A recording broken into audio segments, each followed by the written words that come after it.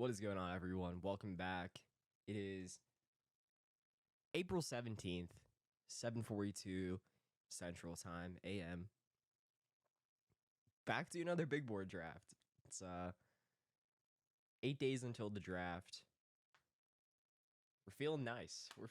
I'm feeling pretty locked in. I haven't done any big board drafts since yesterday, so this is big board draft 116. And yeah, pick 110. I used to care a lot about, like getting the really alpha early exposure. Like you want to be as exposed to your CMCs and Tyreek Hills as much as possible. But I don't know. I've kind of grown to not really care where I get put in the first round because really anyone can have the 101 type year. You definitely would have a hard time arguing against CMC having the most likely chance to be the 101 return value in fantasy. We're on the clock here. We took Puka at the 10. I think we're going to be going Jonathan Taylor.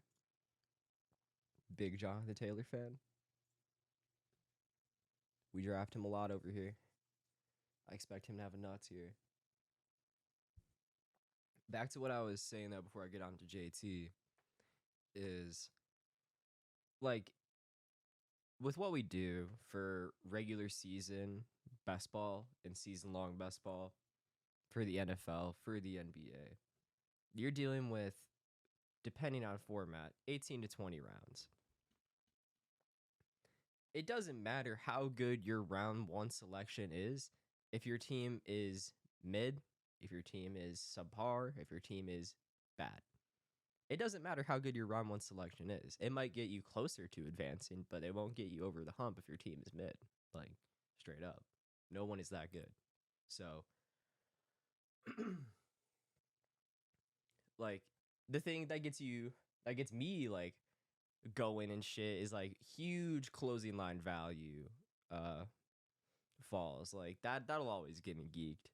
Seeing someone, like, for example, like, if ETN, who's going in the third round right now, if I see him on my board at, like, the end of the fourth, like, yeah, like, I'm feeling some type of way after that. That feels nice. Yeah, the point is, like, there's 20 rounds, there's 18 to 20 rounds. Like, you gotta lock in and make sure you get every pick as good as it can be. Because even though your first round matters, like, it's a marathon, not a sprint, So that might be, like, the truth for, like, 6-man drafts. Sure. But six-man drafts with 6 rounds, or even, like, 6-man lobbies, like, the amount of players in lobby cuts down the variance a lot. But when there's 12, I mean, come on, man. Need to have a good team to advance in these 3 out of 12, 2 out of 12 advance rate rooms. Need to have a good team, no matter what.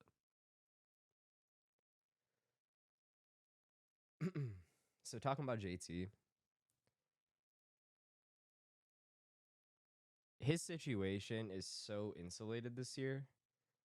And I think I talk about JT, his value recently on the channel, where I, like, kind of got into his job security, and I feel really comfortable with his position at running back in Indy. I think that the likelihood that they draft someone above round 3 or even in round 3 at running back is super low. And the talent in that backfield at the moment is just overall pretty lackluster behind JT. I know, like, some people are drafting Evan Hull. I've seen some Evan Hull love out there, and I mean, if you like Evan Hull, you like Evan Hull. It is what it is. But like, he's nowhere near Jonathan Taylor in terms of talent as a running back. So if JT is healthy and the animosity between the two is gone, hey, I think it's wheels up to have a fantastic year for Jonathan Taylor. Oh, it's Devonta Smith goes off the board. No, if we see Tank to go off the board too, we're cringing, man. We're cringing. But we still also potentially could get Josh Allen. That'd be really nice. So okay, beautiful. We guarantee get one of the players we want. That's awesome. Diggs going to Houston is incredible. Like that's so awesome because like oh, no, he gave me a decision. Oh my god. Fuck. Dude, I don't know what I want to do. Like no way I just don't pick Josh Allen here, man.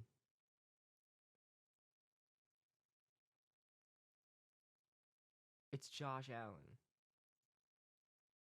It's Josh Allen at pick 34. No way, man. Like no way. I assume that the Colts are going to draft like some form of offensive line and try and potentially help out AR, help out JT because their O line is it's all right. Um, could get better, and yeah, Josh Allen in the third round at the 310, man. Guys, what are we doing? Josh Allen feels like every video I have the Josh Allen rant of why is Josh Allen going in the third round at the 310, brothers. No, if we get Tank Dell too, it's Jover if we get Tank Dell.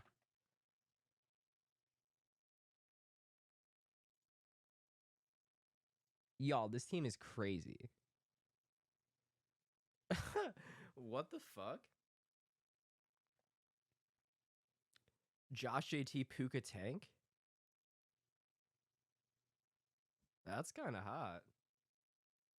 What the fuck? Diggs going to Houston though? So god tier for Tank's closing line value in these tournaments. Like he's going to have a lower value in BBM now. We're looking at him significantly lower than we were earlier in the big board. Like, I think his ADP peaked at, I would say 27, maybe 26. I know he didn't get into the first round, but he was going at the 2-3 turn like pretty comfortably. And now Diggs goes here, and I'm getting him in the fourth round. Like, that's awesome. Like, his value as a player hasn't changed. Obviously, he's going to get less targets. Maybe. But, like, you literally don't know. If he's as good as he was last year, Tank Dell has wide receiver one upside, like, on a week-to-week basis. So that's all you should care about in a format like this. It's like, obviously, you need to advance, but you need to advance with good players as well that will have upside for the stretch down the stretch. Like weeks 15, 16, 17. The money weeks, the weeks that you need to be participating in on Underdog. I mean, we're trying to wait. Say it ain't so. Okay. Kincaid's just a little further down. I was like, we need to get Kincaid on this team. Absolutely, we need to get Kincaid on this team. We need to have the Josh Allen to Kincaid link. Loki, I was no. We could potentially get Stafford or Stroud as our second link, to try and get like an elite pairing with Tank or.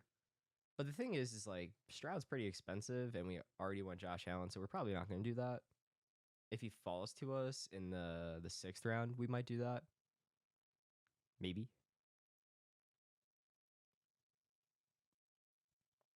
But we're definitely going Kincaid on this team.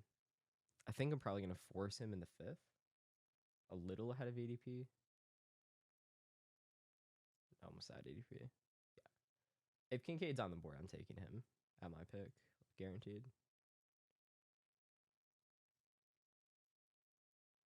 Stroud at the 51.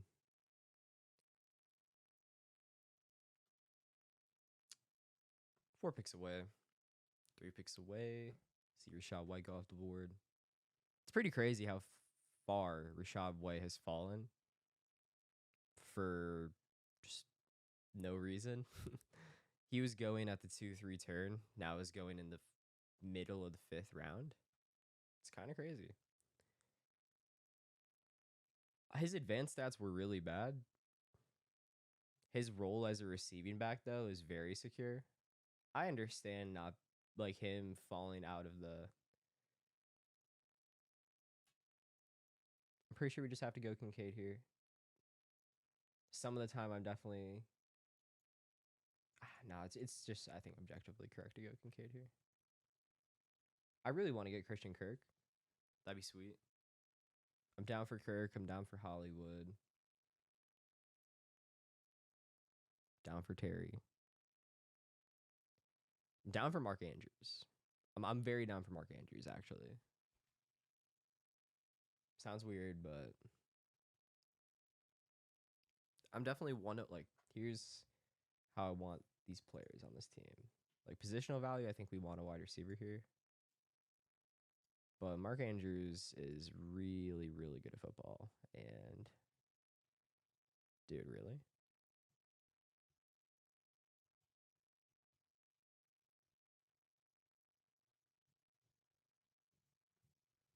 If he goes, we have a decision. But if he doesn't go, then what? Why? Why? Awesome. Okay. We don't have to draft tight end for the rest of the draft. That is kind of incredible. Kincaid, Mark Andrews. Okay. This team is sick. I'm fucking with this. We definitely need to start slamming receiver though. A little thin there, obviously. It's okay though. It's okay. We are 11 picks away. And talking a little bit about Mark Andrews, I don't know how he is going this deep. His injury wasn't that bad. He literally came back and played. And he's not even old. So, especially for a tight end, like with what we're seeing Travis Kelce do, what we saw Rob Gronkowski do, I don't think it's out of the range. I don't think it's out of the range of outcomes.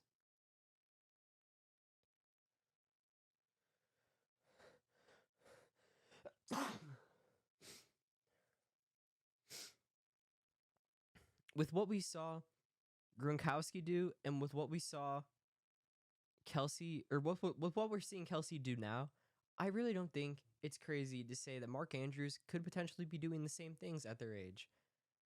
He's a great route runner, and that's all that really matters. Like, will he have the same age longevity as them? Is he as good as them? No, he's like Mark Andrews is definitely the Walmart version of Travis Kelce and Rob Gronkowski. He's not as uh athletically or frame gifted as both of them.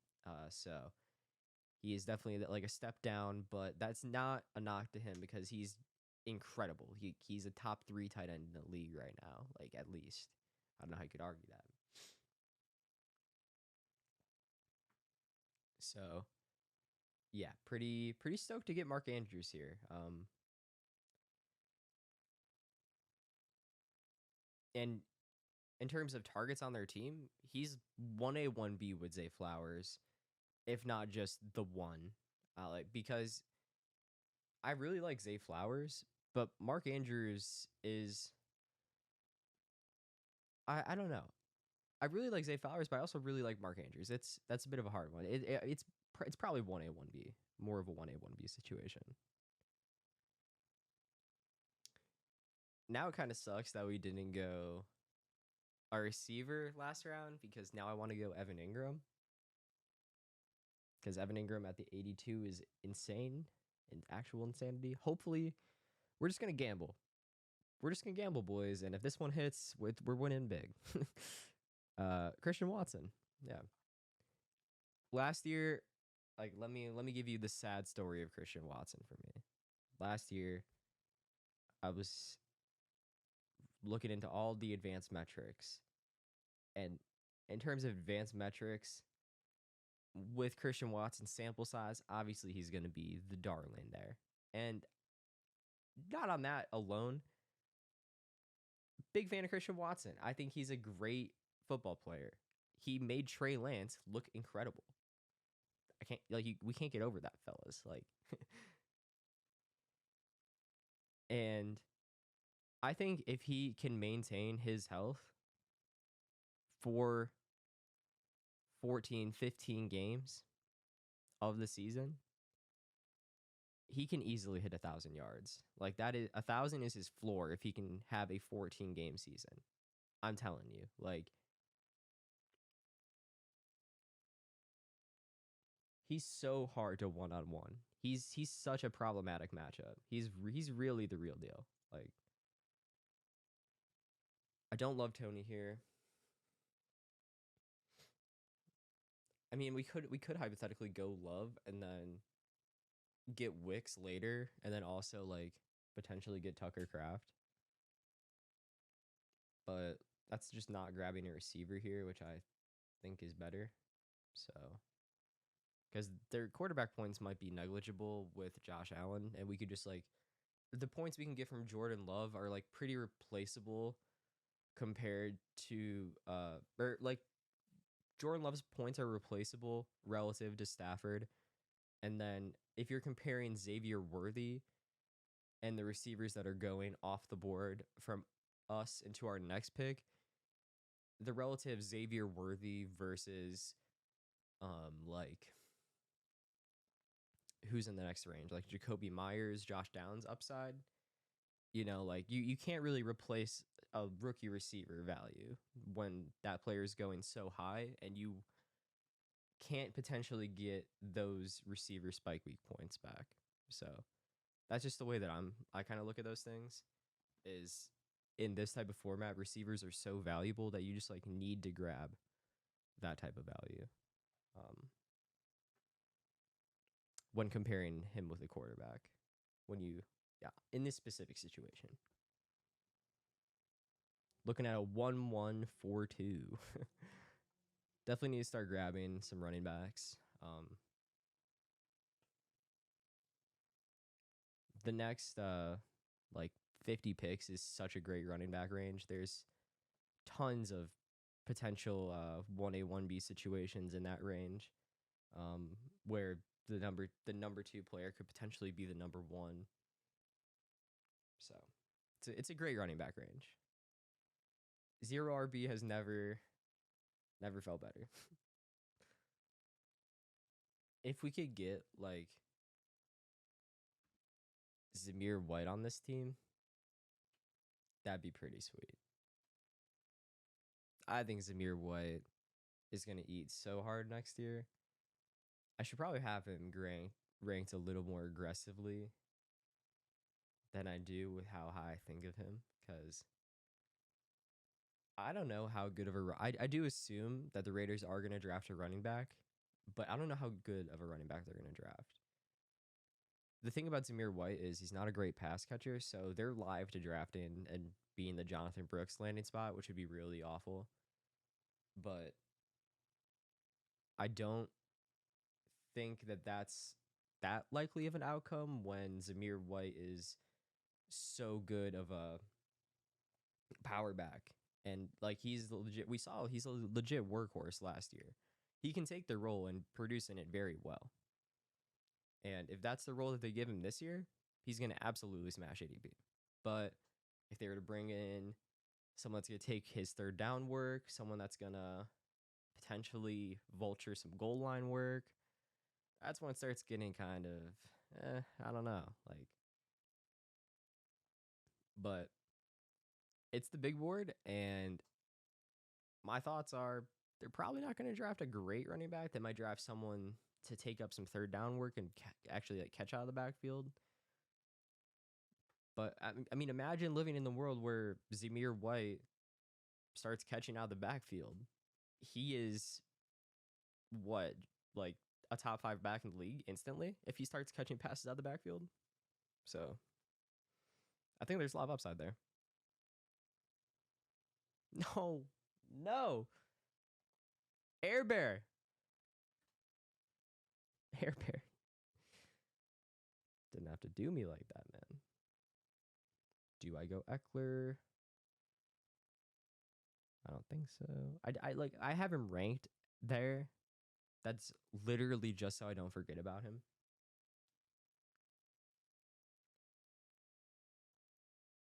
I kind of want to go Cortland Sutton. I kind of want to go Cortland Sutton. Not at voluntary OTAs is not a cool thing to open up to, but it's Cortland Sutton. I don't care. Whatever. Voluntary OTAs. What is he gonna retire? I don't think so. Damn, the 0062 build. This dude is just Garrett Wilson, MHJ, Cooper Kupp, Keenan, McLaurin, Kirk. I mean, that's a good team. That's a good team. I see you, Zeno. I see you, Zeno.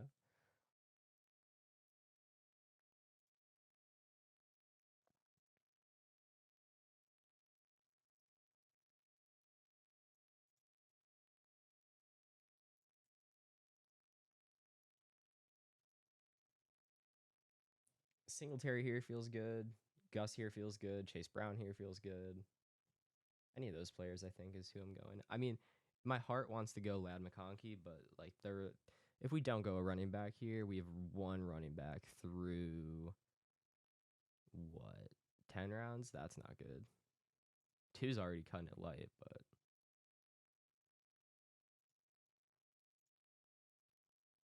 when you can pick Singletary here, it feels nice. It feels nice. Do you know how many carries that Brian DeBoer gave Saquon in a game last year? I couldn't tell you the exact amount. I'm pretty sure it was like above 35 though.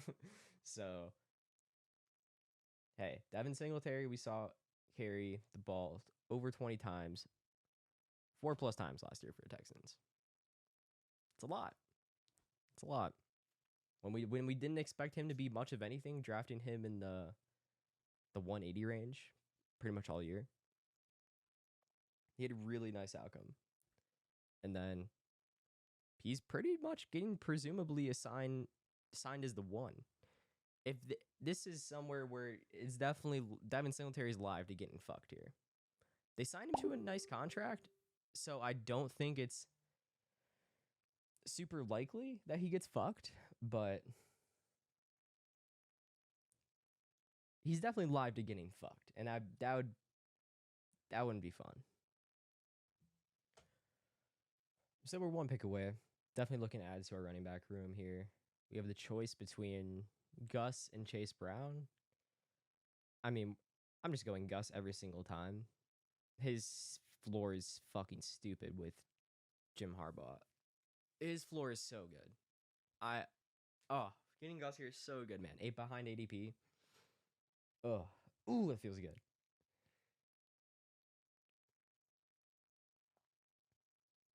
There's just no way Gus should be going back here. Obviously, we passed on Chase Brown, but I'm feeling great about that Gus pick.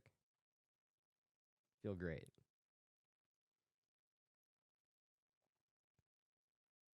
I think we go Stafford.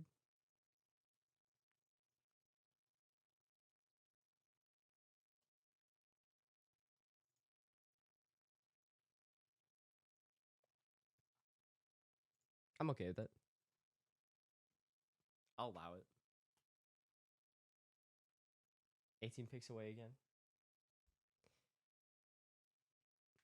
So we can talk a little bit about Gus. Talking about Gus, his floor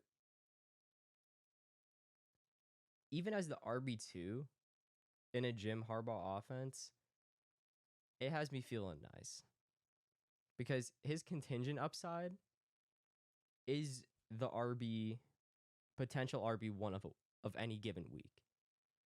With how many carries and goal line opportunities that he should get, I don't know how it's going to be interesting to see how Jim Harbaugh utilizes the tush push. If he decides that because they didn't ban it, that Justin Herbert's now going to start to potentially do it or not, because that decision affects a lot of Gus Edwards and potentially Justin Herbert's fantasy production, because those touchdowns that Gus is getting, that we assume are potentially getting vultured now by Justin Herbert, and that could really swing fantasy values. So it's interesting to see what Jim Harbaugh does there. But outside of that, his running back production should be very nice.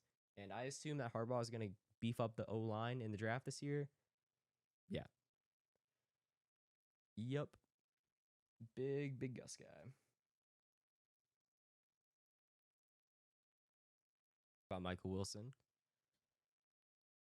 Pretty big fan of Michael Wilson's value.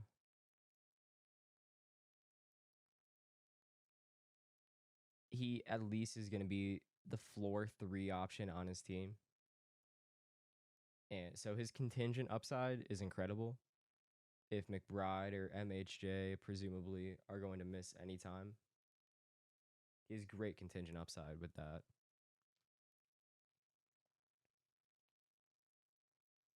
And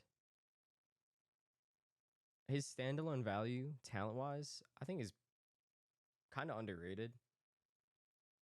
I think he's a great talent. He obviously... no, not getting Kendra there sucks, man. Because I do think Kendra is a tier break.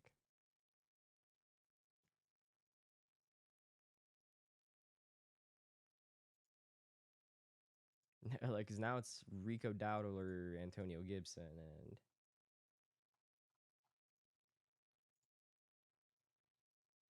kind of feel like I should go Antonio Gibson. I don't know, though.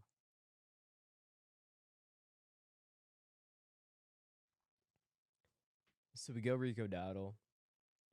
Pretty stoked we got him. Full round closing line value.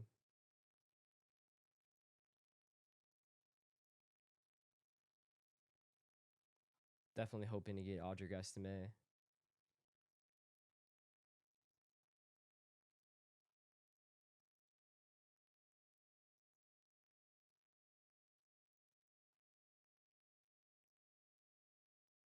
If we have to choose between him and Roman, though, okay.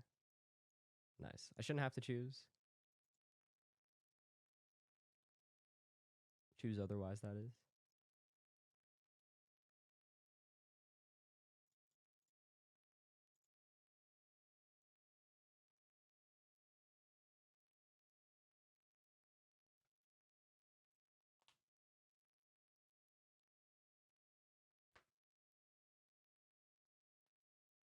Feels nice to go Audric there. Dude, Jermaine Burton's ADP is up to 190 now. It's crazy. It's pretty crazy. Before Pat released his first big board rankings, we were getting him every single draft undrafted. Throwback to like a month plus, something like that. The good old days, right? Getting Jermaine Burton in the 19th, 20th round every time. Those were the days.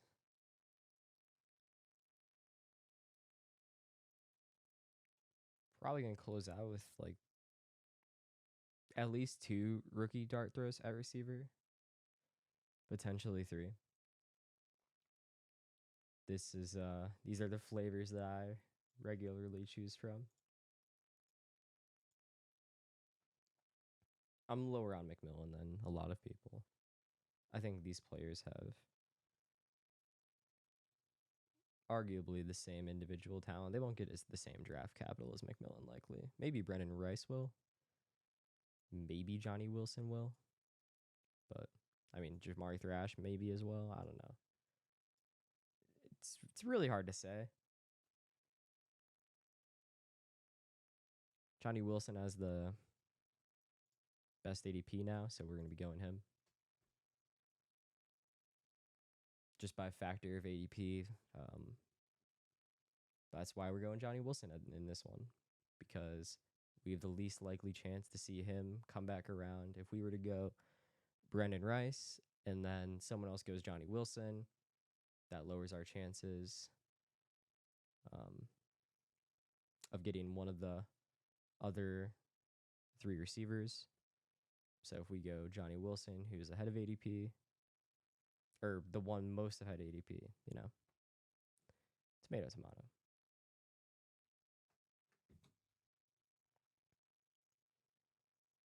We are 2 picks away from our last 2 picks in this draft, closing out this one.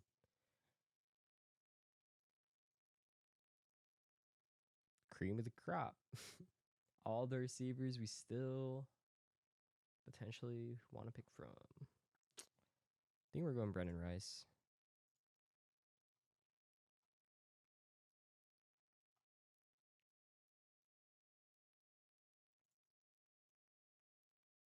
Yeah, there's nothing crazy about doing it running back.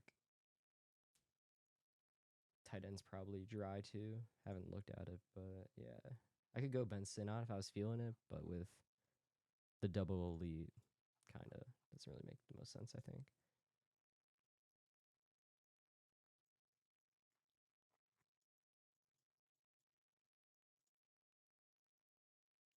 Jacob Cowan. All right. So, recapping the draft real quick. We got Josh Allen, Matthew Stafford. These are our 2 quarterbacks. Then we have JT as our hero running back carry. Then we have Devin Singletary, Gus Edwards, Antonio Gibson, Rico Dowdle, Audric Estime, and Israel. Not going to say your last name, bro.